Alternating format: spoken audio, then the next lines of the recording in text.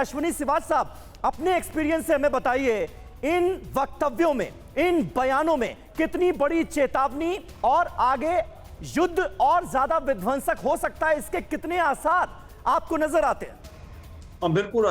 देखो समीर, इसमें कोई शक नहीं, सिचुएशन बड़ी क्रिटिकल है रूस के लिए, और रूस किसी हद तक जा सकता है। 3-4 बातें हैं जो पुतिन ने कही है। एक तो कहीं ना कहीं वो ये दिला रहे हैं कि जो वेस्ट है वो अमेरिका के साथ आंख मीच के साथ ना जाए। अगर सर्दियां आएगी तो रूस जो है हर चीज करेगा, ये आपकी एनर्जी और गैस और ऑयल को बंद कर देगा, बहुत मुश्किल करेगा। दूसरी बात यह है, अगर लड़ाई के दौरान उसको सेटबैक मिलते हैं तो वो न्यूक्लियर हथियार का इस्तेमाल कर सकता है, और ये वार्निंग एक पुख्ता वार्निंग है, इसको बड़ी सीरियसली लेना चाहिए।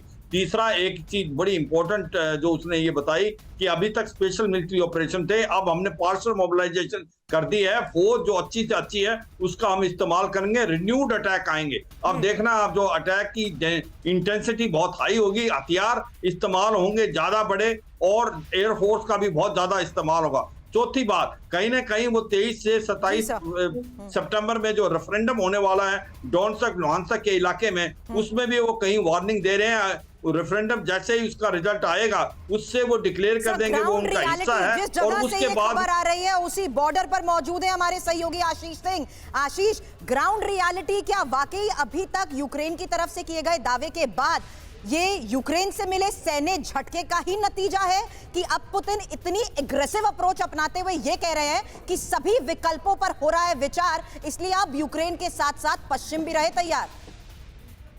देखिए सुरभि, जो हम पिछले 15 दिनों से रिपोर्ट देख रहे हैं, चाहे वो डोनबास का इलाका हो या फिर खार्किव का इलाका, जहां पर कुछ पोजीशनिंग रशियन फोर्सेस की स्लो हुई है या फिर कम हुई है और यूक्रेनियन फोर्सेस ने उसे रिकैप्चर कर लिया है।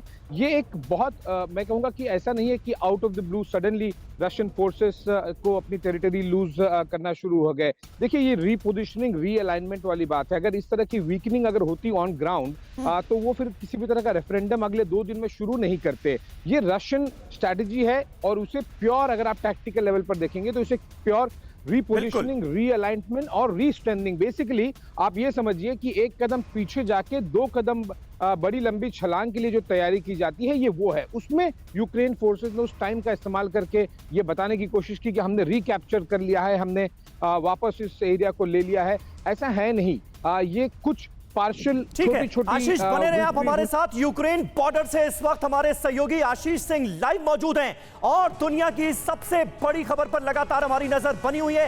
एक एक अपडेट हम आप तक पहुंचा रहे हैं। पुतिन की आक्रामकता पर ब्रिटेन का भी बयान आ गया है। ब्रिटिश विदेश मंत्रालय ने क्या कहा है? पुतिन नया इतिहास लिखना चाहते हैं, यूक्रेन में बेवजह युद्ध लड़ रहे हैं पुतिन, ये कह रहा है ब्रिटेन। हम सभी नेटो पार्टनर्स यूक्रेन के साथ खड़े रहेंगे। यानी पश्चिमी देशों की तरफ से जो रिएक्शन सामने आ रहा है वो ये कि पश्चिमी देश किसी भी हाल में, ये जो तमाम वेस्टर्न कंट्रीज हैं, नेटो कंट्रीज हैं, वो किसी भी हाल में यूक्रेन को अकेला छोड़ने वाले हैं नहीं। ये बताने की कोशिश की जा रही है व्लादिमीर पुतिन को। और पुतिन ने राष्ट्र के नाम जो अपना संबोधन दिया है उसमें किस तरह की वो चेतावनी देते हुए नजर आ रहे हैं, और ये भी कह रहे हैं वो सुरभि कि परमाणु हमले की धमकी को, चेतावनी को हल्के में ना लिया जाए। बिल्कुल बड़ी बात है जो पुतिन के इस राष्ट्र के नाम संबोधन में कही गई है। इंफॉर्मेशन वॉल पर एक एक डिटेल, जहां रूस अब पार्शियल मोबिलाइजेशन करेगा और साथ ही रूस के हर नागरिक को भी अब युद्ध में सहयोग करना होगा। ये बड़ी बात, जहां पश्चिम ने रूस के खिलाफ न्यूक्लियर ब्लैकमेलिंग की है। ये बड़ी बातें हम आपको बता रहे हैं, जहां क्षेत्रीय अखंडता को खतरा होने पर अपने सभी साधनों का कैसे अब रूस कर सकता है इस्तेमाल, ये जानना भी बहुत जरूरी है। हालांकि दुनिया पर राज करने की मंशा रखने वालों को रोकने की यहां पुतिन की तरफ से पूरी तैयारी समीर की जा चुकी है। बिल्कुल, और सीधे सीधे ये वेस्टर्न कंट्रीज को अब तक का सबसे कड़ा मैसेज, बहुत कड़ा संदेश व्लादिमीर पुतिन की तरफ से दिया जा रहा है। दूसरे देश के मामलों में दखल देने वाले देशों को बख्शा नहीं जाएगा, यह तक कह दिया व्लादिमीर पुतिन ने। पश्चिम रणनीतिक तौर पर रूस को तोड़ना चाहता है। वेस्टर्न कंट्रीज पर वो ये कह रहे हैं कि यूक्रेन का जिस तरह से साथ दिया जा रहा है, आपकी मंशा गलत है। यूक्रेन का साथ देने की मंशा को आगे बढ़ाते हुए आप रूस को तोड़ना चाहते हैं। नेटो रूस की सीमा पर घेराव करने में लगा है। देखिए, यही डर, कहीं नेटो का हिस्सा ना बन जाए यूक्रेन। शुरुआत जंग की इसी तरह होती है और अब आज हम कह सकते हैं 7 महीने बाद यह जंग इस मुहाने पर पहुंच चुकी है जिसमें न्यूक्लियर अटैक की धमकी सीधे तौर पर बिल्कुल दी जा रही है। सोनी सर इस वक्त हमारे साथ हैं और मेरे सहयोगी आशीष भी हैं। आशीष, क्या हम ये कहें कि अब पैनिक बटन दबा दिया गया है यहां पर इस बयान के बाद पूरी दुनिया में, और साथ ही सबसे बड़ी बात है न्यूक्लियर वॉर का ये रिस्क अब और ज्यादा बढ़ चुका है? पैनिक बटन नहीं है सुरभि, लेकिन प्रीएम्प्टिव बटन जरूर है। वो इसलिए क्योंकि व्लादिमीर पुतिन को पता है कि कल ही ये अनाउंस हुआ कि वो 23 तारीख से रेफरेंडम करने जा रहे हैं डोनेट्स्क और लुहांस्क इलाके में और 2 और इलाकों में जो कि रशियन कंट्रोल में है, फुल्ली या पार्शली। ऐसे में अमेरिका और या फिर नेटो कंट्रीज जा सकती हैं सीधा इंटरनेशनल कोर्ट ऑफ जस्टिस या फिर इंटरनेशनल क्रिमिनल कोर्ट या फिर किसी तरह के यूनाइटेड नेशन सिक्योरिटी काउंसिल में किसी तरह के कोई एक्शन लिए जा सकते हैं। वो नहीं किया करे अमेरिका, इसलिए इस तरह के एक प्रीएम्प्टिव बटन जरूर व्लादिमीर पुतिन ने दबाया है। एक और बात मैं जरूर कहना चाहूंगा, देखिए इसमें अब व्लादिमीर पुतिन ने क्या कह दिया वो कह दिया, क्या उनकी तरफ से मिसाइल दाग दी गई वो दाग दी गई।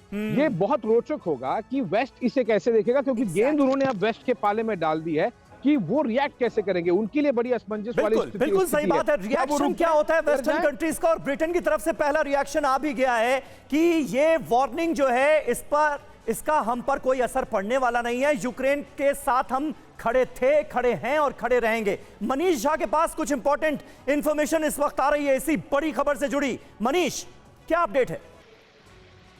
देखिए समीर, हमें इस बात का नजरअंदाज नहीं करना चाहिए कि 3-4 दिन पहले ही समरकंद में प्रेसिडेंट पुतिन और चीन के राष्ट्रपति शी जिनपिंग की मीटिंग हुई थी और उसके बाद बहुत ही हार्ड स्टेटमेंट भी जारी किए गए थे। बिल्कुल आपको याद होगा कि यूक्रेन पर आक्रमण से ठीक पहले पुतिन चीन गए थे, जिनपिंग से मुलाकात हुई थी और उसके तुरंत बाद रूस ने यूक्रेन पर हमला किया था। और अब समरकंद में जिनपिंग से मिलने के तुरंत बाद जैसे ही पुतिन रूस लौट कर आते हैं और फिर इस तरह का स्टेटमेंट देते हैं, और वो स्टेटमेंट भी ऐसा जो कि अब तक पिछले 7 महीने में सबसे हार्ड हिटिंग स्टेटमेंट है। समीर, मैं आपको बताऊं कि जब मैं खुद क्रेमलिन गया था या फिर मैंने तमाम रशियन गवर्नमेंट के सीनियर लोगों से बात की थी, वो लोग हमेशा यही कहते थे कि आप अपनी लैंग्वेज में इसे जंग कहें, लड़ाई कहें, युद्ध कहें, हमारे लिए तो ये महज एक स्पेशल ऑपरेशन है। सोचिए, एक स्पेशल ऑपरेशन के तौर पर इतनी तबाही हुई थी। अब जबकि वो पार्शियल मोबिलाइजेशन का नाम इसको दे रहे हैं, तो इस टेक्निकल वर्ड जो पार्शियल मोबिलाइजेशन के नाम पर रूस किस मोड में है। और हाँ, ये बात जरूर है, एक बात जो बहुत अच्छी कहावत है जिसे वेस्ट भी समझता है और अमेरिका भी समझता है कि प्रेसिडेंट पुतिन को धमकाना या उनको उकसाना जितना खतरनाक है, उससे कहीं ज्यादा खतरनाक है पुतिन को ह्यूमिलिएट करना। तो अगर किसी स्टेज पर जाकर पुतिन को ये लगता है कि उसकी हार हो रही है, रूस की हार हो रही है, उसका ईगो खत्म हो रहा है, तो वैसी स्थिति में वो न्यूक्लियर अटैक करने से कभी नहीं हिचकेगा। जी बिल्कुल, न्यूक्लियर अटैक करने से भी हिचकेगा नहीं, ये साफ तौर पर बता दिया गया है।